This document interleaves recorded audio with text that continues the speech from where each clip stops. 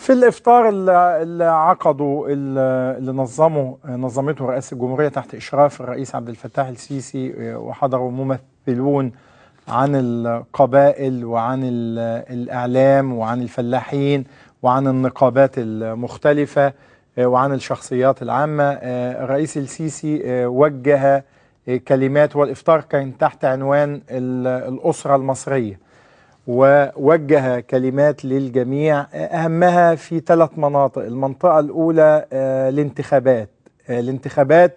هو قال إنه الانتخابات بعد افتتاح قناة السويس في 6 أغسطس القادم هيتم على طول على الفور تحديد موعد الانتخابات، وقال إنه في نهاية السنة هيكون عندنا مجلس نيابي. يعني هو حريص جدا على انه قبل ان ينتهي هذا العام لابد ان ينعقد المجلس النيابي، لانه بعض دول العالم للاسف بتحاول ان تستغل وتتصيد عدم وجود المؤسسة التشريعية، وتستغل وتتصيد ان يجمع الرئيس بين السلطتين التنفيذية والتشريعية، ويبتدوا يهاجموا مصر من هذا الاتجاه. الرئيس السيسي أكثر حرصا على أنه الانتخابات تتم في موعدها، فقال بعد 6 أغسطس بعد افتتاح قناة السويس على الفور هيتحدد موعد الانتخابات، والمجلس إن شاء الله هينعقد قبل نهاية هذا العام. طيب، عملية الاختيار هو وجه رسائل للجميع على اعتبار أنه معظم محافظات مصر كانت ممثلة في هذا الإفطار، انه يا جماعة المجلس ده تحديدا اختاروا بدقة شديدة بعينيكوا. يعني قال هذا التعبير كأنك بتختار لبنتك، على اعتبار انت تختار لبنتك زوج، لكن هنا انت بتختار لمصر، وهذا الاختيار مفيش فيه فصال، ومفيش فيه مجاملة، ومفيش فيه انك تعمل نوع كده من الايه، انه والله لما نجامل فلان او يبقى في تهاون وبعض الناس تكسل. لا، هو يتعامل مع المجلس القادم على انها قضية تتعلق بالوطن، والاختيار فيه لابد ان يكون دقيقا، وانه لا تتغلب عليه المفاهيم اللي دايما البعض بيغلبها، مفاهيم المجاملات والعصبيات العائلية. علينا أو على هذه المفاهيم أن تختفي في الانتخابات القادمة تحديدا. كمان من الرسائل اللي وجهها فيما يتعلق بالشباب اللي في السجون، الرئيس السيسي اعترف اليوم بأنه يمكن وأنت تتخذ بعض الإجراءات والخطوات لمواجهة الإرهاب ولحماية مصر. قال أنا بعترف أنه أكيد في مظلوم أو 2 أو 3 هيبقوا موجودين في السجن، لكن احنا هننظر في كل الحالات اللي موجودة في السجون، وكما أفرجنا عن البعض من خلال العفو اللي صدر خلال أيام قليلة ماضية، هيصدر عفو تاني عن مجموعات تانية.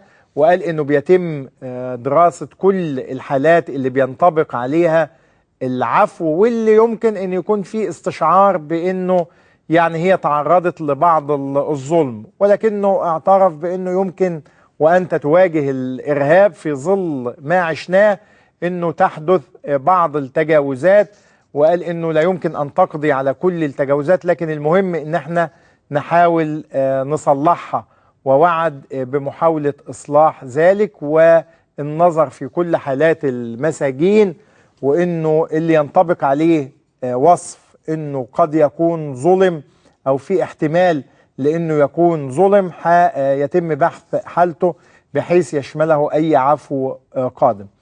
كمان قال فيما يتعلق بالناس بقى كيف تتعايش مع من يحاولون ان يزرعوا الفتن في المجتمع. هو دعا الجميع الى انه الناس تتكتل تتوحد الصفوف، وانه اي حد يحاول انه ياخد البلد في اتجاه بعيدا عن دولة القانون، او انه يستخدم العنف، نوجه له رسالة يتعيش بينا بالقانون وبالمودة وبحالة التسامح التي عاهدناها في مصر، يا ملكش مكان بيننا.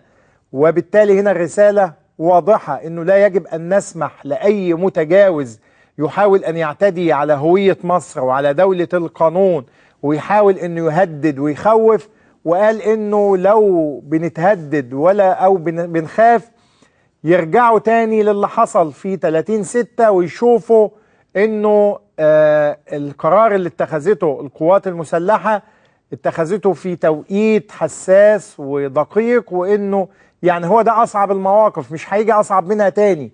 فعلى البعض اللي بيراهن أن السلطة ممكن تتعب أو تزهق، هكذا قال الرئيس السيسي، أنهم يتأكدوا تماما أنه لو قعدوا يعملوا كده 10 سنين أنه المجتمع بتماسكه وبقوته وبالتلاحم ما بين الجيش والإرادة الشعبية وما بين مؤسسات الدولة والإرادة الشعبية هيقضي على كل هذه المخططات. يعني لو بيخططوا انهم يكسبوا عنصر الزمن وانه يعملوا محاولات لإشعال الفتن كل يوم في المجتمع المصري، لن يحققوا اي نتائج. وقال الدليل ما وصلنا اليه.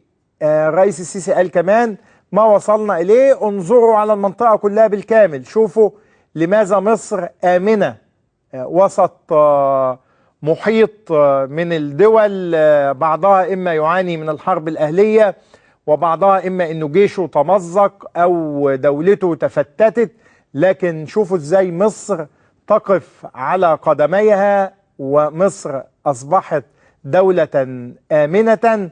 لما تشوف ده يبقى معناها إن احنا أنجزنا الكثير. قال كمان للبعض اللي بيقول إن احنا ما عملناش حاجة، طيب حتى داعب الناس وقال شوفوا الكهرباء احنا قاعدين فيها ازاي، النور زيادة ليه والكهرباء منتشرة في كل مكان، بعكس اللي كان في رمضان الماضي كان الناس بتشكو وكنا بندعو الناس انها تخفف الأحمال وبندعو الناس انها تتحمل. فقال شوفوا ازاي انه رمضان السنة دي معنى كده ان احنا تغلبنا على مشكلة مهمة جدا، خاصة الكهرباء في ظل ما تعانيه مصر من عندك إرهاب بيحطم بعض الأبراج الكهربائية، بالإضافة أنه عندنا مشاكل في المحطات نفسها. لكن كيف تغلبنا على هذه المشكلة؟ فقال أنه ده بمثابة انتصار. لما حد قال له معجزة فرد الرئيس السيسي وقال لا مش معجزة، ولكن أنا بقول أنه ده معناها أن احنا نستطيع أن ننجح ونستطيع أن نتغلب على كل الصعاب وكل المشاكل. ده نموذج. لكن كمان قال شوفوا بعد 6 أغسطس لما نفتتح قناة السويس اللي بنيت بأموال المصريين وبحماس المصريين، وتأملوا في المستقبل. البعض بيقول له إنه في حاجات عاوزين نعملها، فالرئيس السيسي قال أنا بسألكم سؤالا، هل أنا عاوز أعمل ولا مش عاوز؟ فأجاب بأنه عاوز يعمل، لكن في فارق بين إنك تبقى عاوز لكن ما انتش قادر بسبب احيانا ضعف الامكانيات. لكن قال هنعمل كل اللي الناس عايزاه وهنتغلب على هذه الامكانيات تدريجيا. وخدوا مشكلة الكهرباء نموذجا، معناه ان احنا نستطيع ان نتغلب على كل الصعاب والمشاكل. دي اهم الرسائل اللي وجهها الرئيس السيسي للناس اليوم. اهمها دققوا في الاختيار في الانتخابات القادمة. قال هي مصيرية، اللي بيختار لمصر وللوطن. ابعدوا المجاملات. كمان قال الشباب في السجون يعلم، اعترف الرئيس السيسي بأنه بالتأكيد هيبقى في ناس مظلومة في النص، وبالتأكيد هيبقى في تجاوزات، لكن المهم ان احنا نحاول نعالجها. وعشان كده هو شخصيا بيقوم بدراسة كل الحالات اللي موجودة بحيث انه العفو القادم يشمل مجموعات إضافية. والرسالة الثالثة المهمة إنه لمن يحاولون إشعال الفتنة في المجتمع مش هنتعب مش هنزهق، بدليل إنه شوفوا من 30/6 ما حققناه يدل على إنه مصر أصبحت دولة